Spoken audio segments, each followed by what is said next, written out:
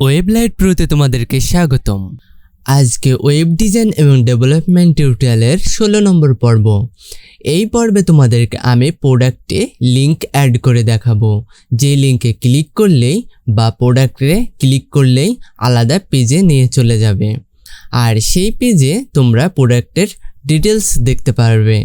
সেখানে কমেন্ট এবং কমেন্টের রিপ্লাই দেওয়ার সিস্টেম থাকবে। তো প্রথমে আমাদের জ্যাম্প সার্ভারটি অন করে নেব, তারপর এটা মিনিমাইজ করে নেব, আর তারপর আমরা আমাদের ব্রাউজারটি ওপেন করব। বড় করে নিচ্ছি। এখন আপাতত এরকম আছে। তো চলো আমরা যাতে আমাদের এই প্রোডাক্টে ক্লিক করার সাথে সাথে আমাদের এই প্রোডাক্টের ডিটেলস দেখার জন্য ভিতরে যেতে পারি, তার জন্য আমরা কি করব, একটা লিংক তৈরি করব। ঠিক আছে, আমরা আপাতত এটা ছোট করে নিচ্ছি। তারপর এই পাশে আমরা ভিএস কোডটা রান করব। ঠিক আছে, আমরা কি করব, আমরা এই প্রোডাক্টটা ডিভ আছে তাই না, এই ডিভ ট্যাগটাকে আমরা কি করব, এই ট্যাগ বানিয়ে নেব। এর আমার একটা এক্সটেনশন বা প্লাগইনের জন্য আমারটা অটোমেটিক মানে ক্লোজিং ট্যাগটাও চেঞ্জ হয়ে গেছে। তোমাদের চেঞ্জ না হলে তোমরা এটা সহ চেঞ্জ করে নেবে। ঠিক আছে, তারপর কি করব, এখানে একটা লিংক অ্যাড করে দেব। লিংক অ্যাড করার জন্য আমরা কি করব, একটা অ্যাট্রিবিউট নেব href, তারপর ইকুয়াল, তারপর কোটেশন বসাবো। এখানে কি করব, আমরা এর আগে কিন্তু একটা পেজ ডিজাইন করে রেখেছি product.php, তাই না। এটার আমরা কি করব, ওখানে লিংক দিয়ে দেব। আমরা প্রথমে রুট, তারপর ফাইলটার নাম product.php, আপাতত এইটুকুই থাক। তারপর সেভ দিয়ে আমরা কি করব, ব্রাউজারটি রিফ্রেশ বা রিলোড করব।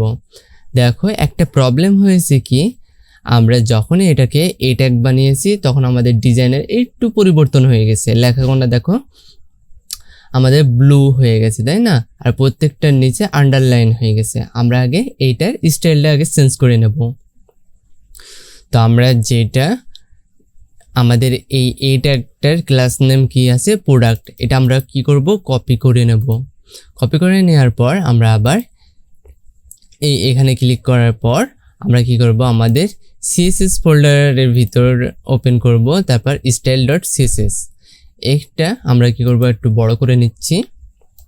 তারপর আমাদের এই ফাইন্ড বা তোমাদের যদি না থাকে আপাতত আমি কেটে দিচ্ছি।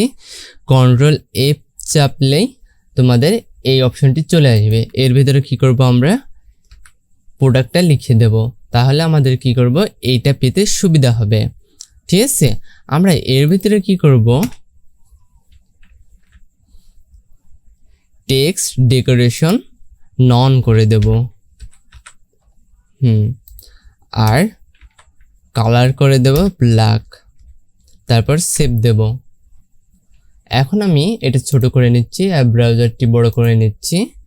এবার দেখো রিফ্রেশ করলেই আমাদের এইটা ঠিক হয়ে গেল তাই না।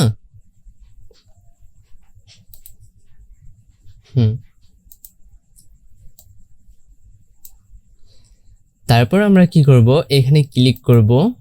ক্লিক করলে আমাদের এরকম আলাদা একটা পেজে নিয়ে চলে আসলো। ঠিক আছে, আমাদের কি করতে হবে, এই পেজটাকেও ডেভেলপমেন্ট করতে হবে। এই ডাটাগুলো যাতে আমাদের মানে ডাটাবেস থেকে বা মাইস্কুয়েল ডাটাবেস থেকে আমাদের এই ডাটাগুলো যাতে আসে। ঠিক আছে, আমরা তো এগুলো আমরা নিজে থেকে লিখে রেখেছি। আমরা যখন কি করব, আমরা যখন এই প্রোডাক্টে ক্লিক করব তখন এর ডিটেলস দেখাবে, আর যখন এই প্রোডাক্টে ক্লিক করব তখন ওর ডিটেলস দেখাবে এবং ওর ছবিগুলোও দেখাবে তাই না।